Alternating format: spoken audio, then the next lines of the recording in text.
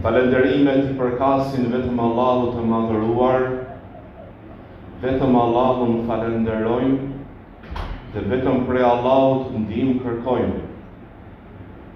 E lutim Allahun e madhëruar mëshiruesin, mëshirëbërësin të na fali gjunahet dhe gabimet tona. Dhe e lutem Allahun e madhëruar mbrojtësin më të mirë të na mbroj, të na ruaj nga të këqijat e vetëve tona dhe të këqijat e punëve tona. Atë njeri që Allahu I madhëruar e udhëzoi në rrugën e drejtë, nuk ka kush që ta humbë atë nga rruga e drejtë. Dhe atë njeri që Allahu I madhëruar e devijoi nga rruga e drejtë, për shkak të punës së tij të ligë, të keqe. Askush nuk ka mundësi ta rikthejë në rrugën e drejtë përveç Allahut të madhëruar me mëshirën e tij. Dëshmoj dhe deklaroj me dëshminë më të sinqertë dhe më të madhe se I vetmi I cili meriton të adhurohet, I vetmi I cili meriton të madhërohet, I vetmi I cili meriton të përulemi, është Allahu I madhëruar, Zoti I gjithësisë dhe krijuesi I gjithçkaje. I vetëm dhe I pashok. Dhe se Muhamedi alayhis salam është robi I Allahut. Është robi I Allahut dhe I dërguar nga Ai. Të dashur vëllezër, gjithashtu dijeni se fjala më e drejtë, fjala më e mirë, fjala më e vërtetë është fjala e Allahut të madhëruar, Kurani famlar. Dhe udhëzimi më I mirë, dhe shembulli më I mirë, dhe modeli më I mirë në moral është shembulli I profetit ton Muhammed alayhis salam. Dhe me të vërtet punët më të këqija dhe punët më të rrezikshme dhe më të dëmshme për fenë e besimtarit, për besimin e besimtarit janë shpikjet në fe. Ato shpikjet të cilat individi njeriu I sjell si risi në fe me logjikën e tij, pa u bazuar në argumente nga Kurani dhe Suneti, duke menduar se këto janë të mira, plotësuese për fenë, dhe feja është e plotësuar nga Allahu I madhëruar dhe nuk ka nevojë për askënd ta plotësojë fenë e tij. Dhe çdo shpikje në fe që lidhet me besimin, me moralin, me dispozitat, është refuzuar. Dhe çdo shpikje të çon në humbje. Dhe çdo humbje, Allahu na ruaj, përfundimin e ka në zjarrin e xhehenemit. Allahu na ruaj nga zjarri I xhehenemit. Të dashur vëllezër, sot kam zgjedhur për të folur për një temë shumë të rëndësishme. Edhe pse ne kemi folur për këtë temë, kemi prekur në disa aspekte, por se rëndësia e saj është aq e madhe dhe aktualiteti ynë I sotëm na detyron që të flasim sërish për këtë temë të rëndësishme. Të dashur vëllezër, kush është përgjegjësi kryesor dhe përgjegjësi I parë për fëmijët tanë në edukimin e tyre? Kush është përgjegjës për edukimin e fëmijëve? Cili është përgjegjës para Allahut Azza wa Jall për edukimin e familjes së tij? Përgjigjen e kësaj pyetje e jep vetë Allahu I madhëruar ku thotë: O ju të cilët keni besuar, o ju besimtarë musliman, o ju të cilët I keni dhënë besën Allahut të madhëruar, ruajini vetët e juaja. ruani vetët e juaja dhe familjet tuaja nga zjarri i xhehenemit.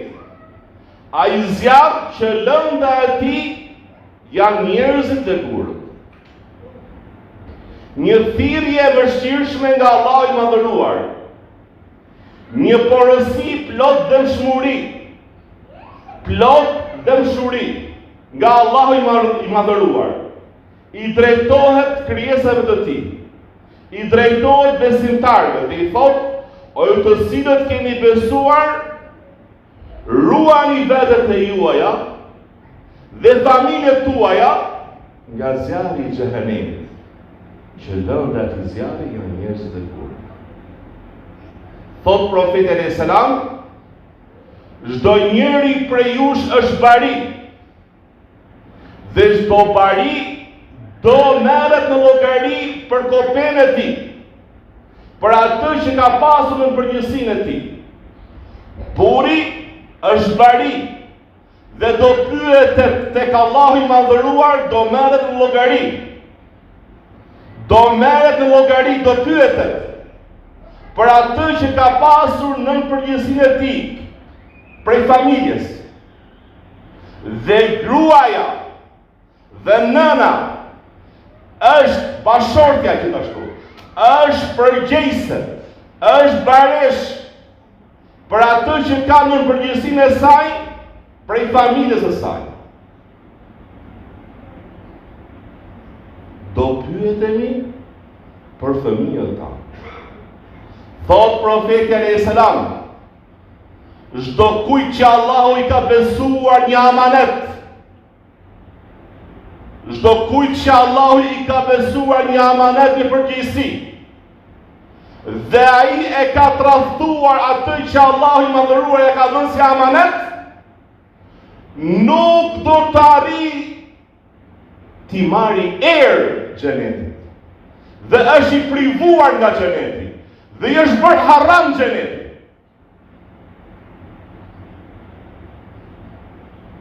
Të dashur vëllezër, a mos ne si prindër ja kemi lënë rolin ton të edukimit, shkollës, YouTube-it, rrjeteve sociale, TikTok-ut, Instagramit, atyre që kanë influencë në rrjetet sociale, a jemi ne që kemi neglizhuar dhe kemi lehtësuar dhe ja kemi lënë përgjithësinë e edukimit, shkollës, dhe shkollat tona në ditët e sotme nuk kanë, mund të kenë të gjitha, pse edukimi nuk ka. Apo ja kemi lënë ekraneve të televizorit, apo ekraneve të celularëve. Formësimin e moralit, e mendjes së fëmijës son, në dorë të kujt ja kemi lënë? Çfarë përmban TikToku? Çfarë banalitetin përmban TikToku? Përmban Instagrami? Çfarë përmban si lëndë të dobishme, të moralshme, apo të dëmshme dhe imoralitet nga fillimi deri në fund? Brezat e rinj që do dalin, çfarë edukimi do kenë? Fëmia është një libër me fletë të bardha. Në varësi të asaj që ai merr, ky libër të mbushet. Mos befasohemi një ditë kur ta shikojmë fëmijën tonë në një gjendje dhe themi nga erdhi kjo? Si arriti këtu? Kur shikojmë sot, ndoshta të fjalë, shumica shqyrison të fjalë që unë të përmend tani, i shikojmë çuditshme çfarë flet ky. Por se unë fillimisht kam qëllimin tek vajzat tona, tek vajzat e atyre që vinë xhami dhe e quajnë veten musliman. Si mundet vajzat e muslimanëve mbi moshën e pikurisë, ose edhe në moshën e pikurisë, shfaqin bukuritë e tyre, shfaqin trupin e tyre në rrjete sociale. Dhe si mundur të vajza, të femra, këto gra muslimane, të kenë biseda me burra të huaj, të kenë lajke, se i ka pëlqyer postimin, dhe lajk ka përgjigje një lajk tjetër, dhe më pas një muaj lajket kthehen në mesazhe, vlerësimi, dhe mesazhet e vlerësimit kthehen në takime. Në takime në kafene, takime në vende, dhe më pas takimeve vjen e madhja. Dhe pastaj themi, nga erdhi kjo? Si mundet vajza ime shkojnë të gradë?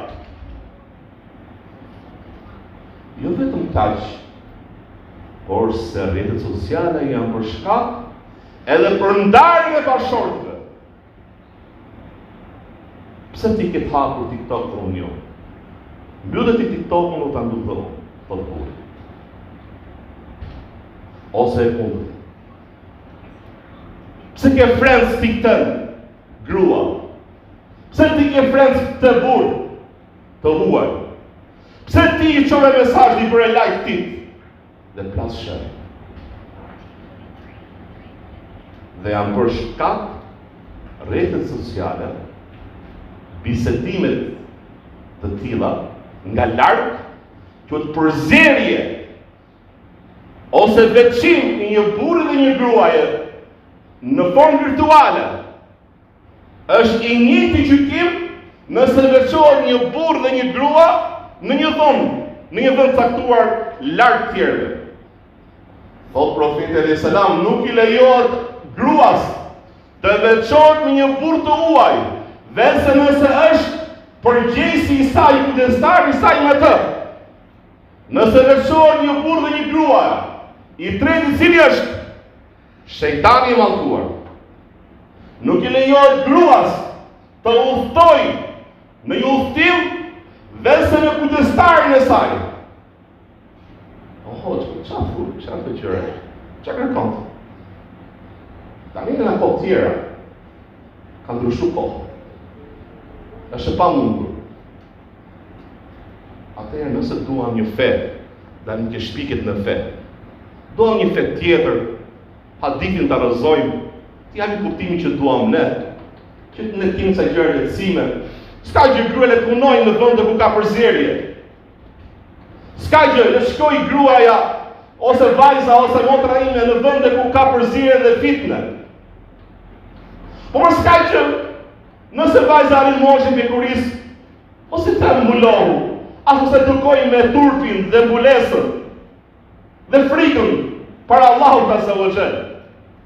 Me çfarë edukojnë fëmijët tanë?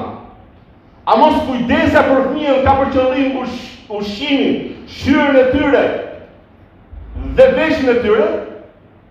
A mos fëmia ka nevojë vetëm për ushqimin dhe veshjen dhe kjo është gjë e rëndësishme? Jo. Fillimisht fëmia ka nevojë për edukimin. Ka nevojë për kujdesin tënde si prind, për mësimet e tua, për këshillat e tua, për afërmitetin tënd, për të ulur me fëmin, për dialoguar me fëmin, për të përgjigjur dilemave që ai ka, për të formuar një atmosferë sigurie në shtëpi, dashurie dhe mshurie. Të ndjejë fëmia kur vjen në shtëpi siguri, dashuri, ngrohje. Mos ta ndjej ngrohjen, dashurinë tek shkolla, tek shoqëria, tek shokët virtual që ka në TikTok ose Facebook ose Instagram.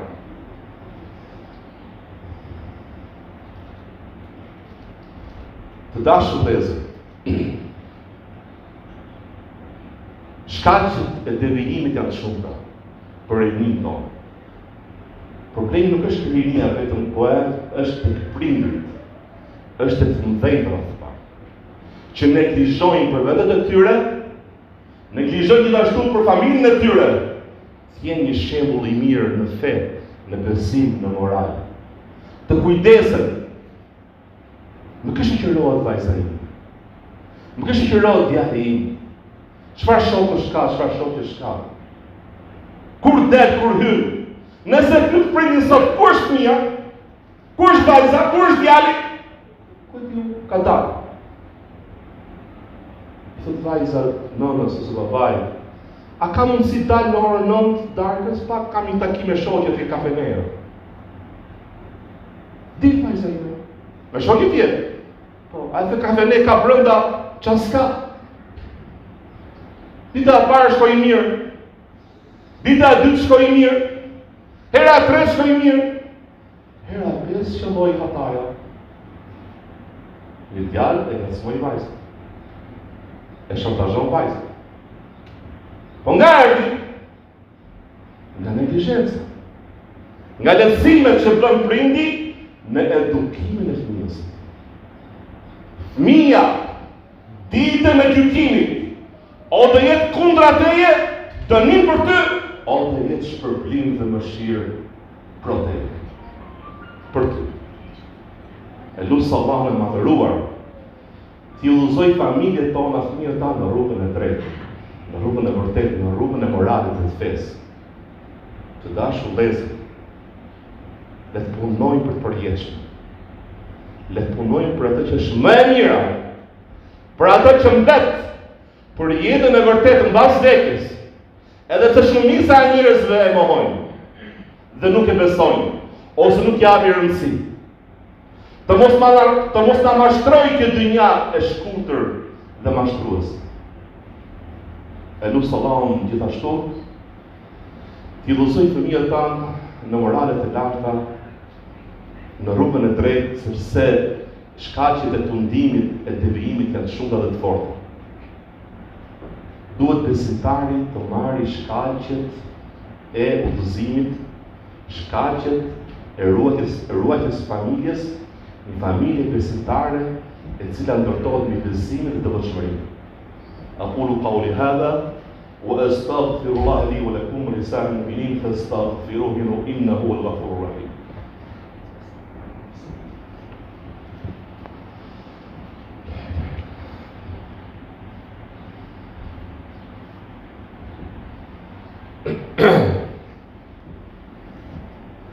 Alhamdulillah, wassalatu wassalamu ala rasulillah. Të dashur vëllezër, Islami kujdeset për formimin e familjes shëndosh që para kur njeriu individi të martohet. Thot profeti alayhis salam, martohet, pra burri kërkon nga gruaja 4 gjëra: bukurinë, preardhjen, pasurinë dhe fenë dhe moralin. Kujdesuni për fenë dhe moralin e saj dhe keni për të fituar. Ky hadith na udhëzon që kur zgjedhim gruan, bashortën tonë, nënën e fëmijëve tonë, atëherë le të zgjedhim atë grua që njihet me fe, me besim, devotshmëri dhe moral. Gjithashtu në krahun e kundërt ka këshilluar kujdestarin e gruas të zgjedhë për bashort, për vajzën e tij, atë që ka fe dhe moral. Nëse ju vjen ai I cili e pëlqeni fenë e tij, e pëlqeni amanetin e tij, moralin e tij, atëherë martoheni vajzën me atë. Mos e refuzoni. Dhe nëse ju refuzoni, prisni devijime, fitnë, trazira dhe prishjen e tokë. Hadith profetik, shpallë nga Zoti. Nëse ju vjen për të marrë vajzën tuaj, motën tuaj, një person që ka frikë Allahut, ka fe, ka moral, atëherë martoheni vajzën. Gjithashtu nga kjo hadith kuptojmë mos vonimi martesës. Mos vonimi martesës s'duhet të jetë. Është e pëlqyeshme që t'i martojnë të rinjtë tanë. Kur arrin moshën e duhur pjekurisë fetare, për pjekurisë logjikës, t'i martojnë. Dhe mos I primare tek ne në zgjedhjen e bashortit, çfarë punë bëni? Çfarë pozitë ka? Sa ka rrobën? Çfarë siguron vajzës nga ana e dynjas. Edhe pse këto janë kritere pra logjikshme që duhet të shikojmë. Por se fillimisht shikohet çfarë? Feja dhe morali. Feja dhe morali. Nëse i ka të qirat mira, tjetë mbreti i dynjas. Nëse s'ka moralin dhe devotshmërinë, ti refuzon. Dhe jo të kundërta. Dhe sa prindër ka kaluar, i ka ardhur një person me një pozitë, me një rol të mirë, ka martuar me një vajzë. Ai ka fshirur që është alkoolist, drogaxhi, që ka lidhje të ndryshme me vajzat të tjera para se të martohesh, dhe marton vajzën me këtë person. Pa pyetur, mirë, pa u interesuar një për vajzën e tij, dhe më pas pasojat i kalon vajza e tij, gjithashtu e tërë familja. Dhe për pas bëhet pishman, por se problemet e pasojat e rënda ka vajza, që kalon probleme të tjera që lidhen me besimin e saj, me anën emocionale të saj, me anën psikologjike të saj, problemet janë më të shumta, shkatarohet familja, shkatarohen fëmijët, humbin fëmijët nga ndarjet dhe divorcet në familje. Gjithashtu Islami na urdhëron të edukojmë fëmijët që kur janë të vegjël me namazin, me edukimin fetar. Thot profeti alayhis salam, urdhëroni fëmijët tuaj të falin namaz kur të mbushën moshën 7 vjeç. Dhe nëse arrin moshën 10 vjeç dhe neglizhojnë në faljen namazit, rrihini ata. Jo rahit të lehtë, pa i dëmtuar. Dhe ndajni ata, pra vajzat e tjerë, motrat e vëllezërit, nga shtretet, mos feni një shtrat. Kur ato arrin moshën, tjem, ndau një gatë, ndau, djali, i gatë. Largo. Dikush thot, janë të vegjël, është akoma i vogël, mos e çon nga gjumë. Normalisht, s'po themi namazin sabat në 4 mjesë me shumë 7 vjeç. Ka pak namazin e drekës, hindis, akshamit, yatsis. Problemi është kur është prindi vet i mangët të namazin. Kur është burri, kur është babai, kur është bashorti, kur është nëna neglizhuese dhe e mangët në faljen e namazeve. Çfarë pritet për asaj familje? Në edukimin e fëmijëve. Të dashur vëllezër, vetëm ndjesia fetare, vetëm besimi i vërtet do t'i ruaj fëmijët tanë nga devijimet e kësaj kohe. Prandaj kur ti e urdhëron fëmijën që 7 vjeç, tregon seriozitetin e fesë. Dhe edukon për pritmëri dhe seriozitet në fenë e tij, në besimin e tij. Por se edukimi duhet të bazohet jo në egërsi dhe ashpërsi, po në dëmshuri dhe dashuri dhe mëshirë. Dhe në rastet e veçanta tregohet pak dhe dosmëri dhe ashpërsi. Me pak. Por se origjina dhe baza është mëshira dhe mshuria dhe dashuria. Të dashur vëllezër, porositë kuranore dhe profetike në ruajtjen e familjes, formimin e saj janë të shumta.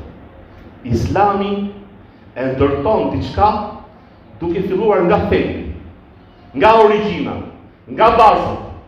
Dhe mbi bazat e shëndosha ndërton. Gjithashtu problemet, sëmundjet i parandalon dhe i mjekon që në origjinë. Problemi jonë është se nuk e marrim seriozisht fenë dhe besimin. Dhe nuk e marrim seriozisht botën tjetër. Nuk e marrim seriozisht Zotin e madhëruar. Edukoje vetën tënde, rreth parë ti o prind.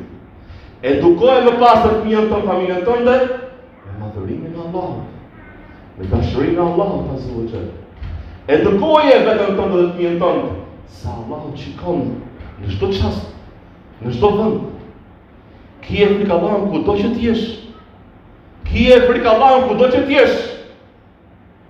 Madhëroje Zotin tënd, madhëroj ligjit e Allahut Azza wa Jall, madhëroj dispozitat që Allahu ka vendosur. Të dashur vëllezër, ekranet e celularëve, ekranet e televizorit, po i prish shoqëritë. Sot fëmijët tanë, sot njerëzit janë të varur. Varje më e madhe se varja nga droga dhe drogra. Nga filmat, nga lojrat elektronike, nga ndjekja e rrjetet sociale, e të tjera.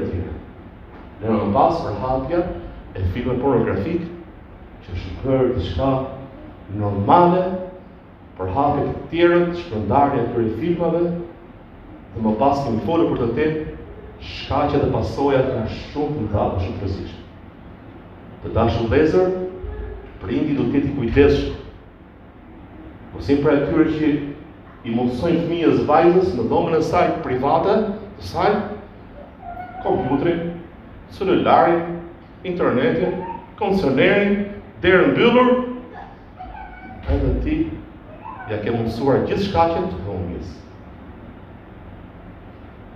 Që vajzës që të djalit duhet të kujdes me karar çdo gjë, me kujdes dhe gjithmonë duke formuar besimin, dashurinë dhe mëshurinë, të fitosh dashurinë e fëmijës, të fitosh sigurinë e tij tek ti. Të ndjehet i sigurt, të ndjehet i qetë, të besojë tek ty se ti i do të mirën dhe ti je njeriu më i dashur dhe më i mirë për të, për prindërit. E lutem Allahun e madhëruar të na falë ne gabimet tona dhe gjunahet tona. Dhe lutem Allahun Azza wa Jall ta përmirësojë jetën tonë për më mirë. E lutem Allahun Azza wa Jall gjithashtu të ruaj fëmijët tanë nga çdo e keq, nga çdo kurth që i ngrihet. Dhe e lutem Allahun Azza wa Jall të pastrojë zemrat tona nga ato smundje që devijojnë njeriu nga rruga e drejtë. Dhe e lutem Allahun Azza wa Jall të pastrojë zemrat tona nga animet që ka zemra për tek e keqja, për tek e pamoralshmja.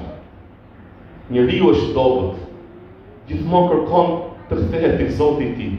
Suksesin e kërkon nga Allahu Azza wa Jall, udhëzimin e kërkon nga Allahu i madhëruar. Lutja e besimtarëve është: o Zoti ynë, na jep prej bashorteve tona, prej fëmijëve tanë, atë që na kënaqet syri. Dhe bëj për tyre të jenë prijës të të mira. Besimtari kthehet tek Allahu Azza wa Jall. Gjendja është aq e rrezikshme. Kemi aq nevojë të kthehemi Allahut Azza wa Jall në lutje dhe të marrim pastaj shkaqet e udhëzimit dhe të largohemi nga shkaqet e devijimit. Të dashur vëllezër, jeta është e shkurtër, përgjegjësia është e madhe, llogaria është e madhe, dhe të kemi kujdes dhe të punojmë për atë që na pret. Mos punojmë për gjëra që janë përkohshme, punojmë për atë që na duhet, në nevojitet, janë domosdoshme, në shërbim të synimit më të madh, qëllimin më të madh më fisnik që ne kemi, që është të kënaqim krijuesin tonë, dhe të jemi të dashur tek ai. Allahu na fal dhe na fal gabimet dhe gjunahet tona, na mëshiroft gjendjen tonë. Inna Allahu wa malaikatahu yusalluna 'alan nabi, ya ayyuhalladhina amanu sallu 'alayhi wa sallimu taslima.